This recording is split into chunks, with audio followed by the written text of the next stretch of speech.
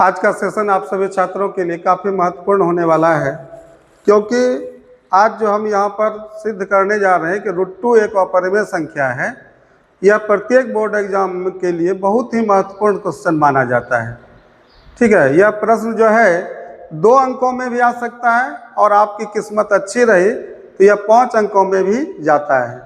आइए हम इसको आपको इजीली सॉल्व करने का नियम बताते हैं कि यह आसानी से कैसे सिद्ध हो जाएगा।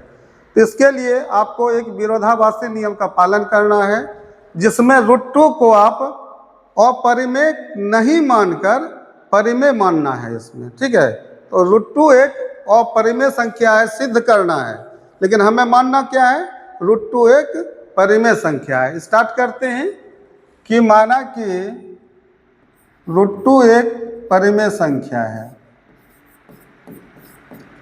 माना कि √2 एक परिमेय संख्या है।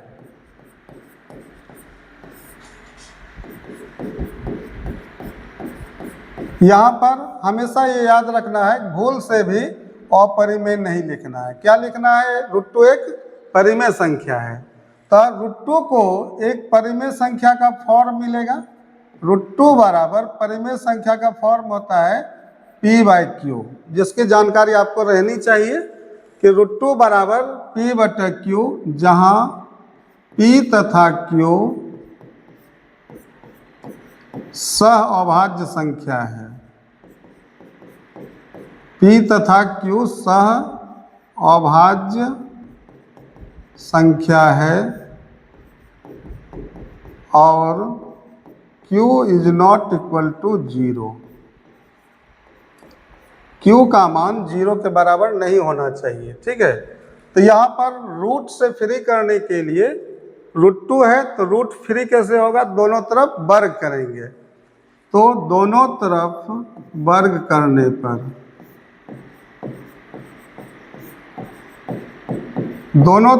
करने पर क्या होगा कि √2 का क्या होगा, होल स्क्वायर बराबर p²/q²।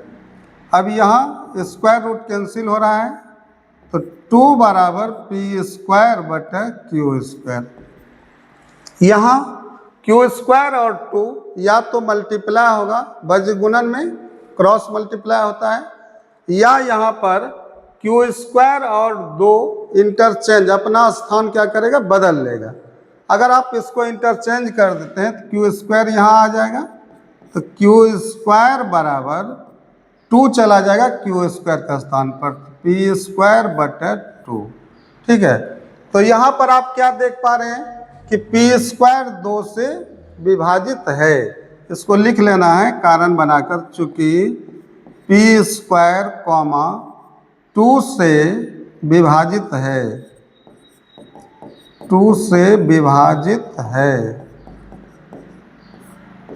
अब प्रमेय 1(3) क्या कहता है, इसलिए प्रमेय 1(3) से 1.3 से प्रमेय 1.3 है कि अगर कोई अभाज्य संख्या p है और अगर p a² को विभाजित करता है, मतलब किसी अन्य संख्या के वर्ग को विभाजित करता है, तो वह p जो है वह a को भी विभाजित करेगा, बिना स्क्वायर का भी विभाजित करेगा। ये प्रमेय 1.3 है। ठीक है, क्या बोला है कि p जो है अभाज्य संख्या है, अगर किसी अन्य संख्या a के वर्ग को विभाजित करता है तो रिजल्ट क्या है इसका, रिजल्ट है इसका कि a को भी p विभाजित करेगा, मतलब इस पर अगर वर्ग नहीं भी है तो उसको p विभाजित करेगा। तो यहाँ पर कौन सी संख्या है, यहाँ देखिए कि p² 2 से विभाजित है, तो बिना स्क्वायर का भी रहेगा p, तो 2 से विभाजित होगा। यह प्रमेय 1.3 कह रहा है, तो यहाँ लिखना है प्रमेय 1.3 से p भी 2 से विभाजित होगा। इसको हम समीकरण 1 मान लेंगे। अब अगर ये प्रश्न आपका 2 अंकों का है तो आप इसी स्टेप पर रुक जाएंगे और p 2 से विभाजित होगा, यह कथन हमारी अवधारणा का विरोध करता है। इसलिए हमने जो माना वह गलत है। √2 एक अपरिमेय संख्या है, यहाँ पर लिख देना है। ठीक है, तो आइए यहाँ पर अगले स्टेप को 5 अंकों के लिए हम लोग स्टार्ट करते हैं। तो आपने क्या देखा कि P जो है वह 2 से विभाजित है। अगर P 2 से विभाजित है तो इसका मतलब 2 से विभाजित होने वाली संख्या क्या सब होता है कि 2, 4, 6, 8, 10। तो इसका स्टैंडर्ड फॉर्म क्या बना है 2k। ठीक है, तो P का मान जो है 2 से विभाजित होने वाली संख्या के लिए 2k माना जाएगा। तो यहाँ लेट मान लेते हैं कि P बराबर 2k। इसलिए मेरा सवाल कहाँ पर रुका हुआ था, यहाँ देख लीजिए q² बराबर p²/2 चल रहा है यहाँ। ठीक है, इसी पर P का मान क्या रखना है 2k। q² बराबर क्या होगा, q² बराबर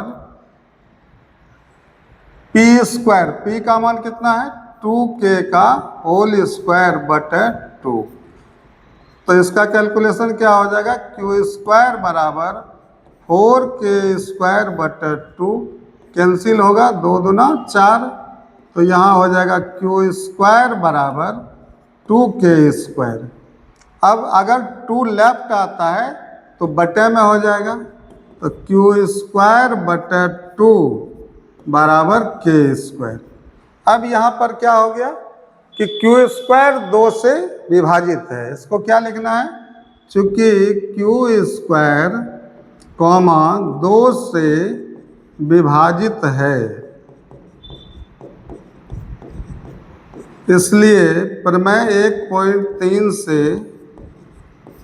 1.3 से Q भी 2 से विभाजित होगा। यह आपका समीकरण 2 हो जाएगा। तो समीकरण 1 और 2 को एक साथ रिजल्ट के रूप में कैसे लिखा जाएगा, तो समीकरण 1 क्या है, P भी 2 से विभाजित होगा, और समीकरण 2 क्या है, Q भी 2 से विभाजित होगा। तो दोनों को एक स्टेटमेंट बना करके लिखना है कि समीकरण 1 और 2 से P तथा Q दोनों 2 से विभाजित होगा। तो यहाँ पर लिखना है कि समीकरण 1 तथा समीकरण 2 से P तथा Q दोनों 2 से विभाजित होगा। दोनों 2 से विभाजित होगा, कॉमा जो कथन हमारी अवधारणा का विरोध करता है। जो कथन हमारी अवधारणा का विरोध करता है।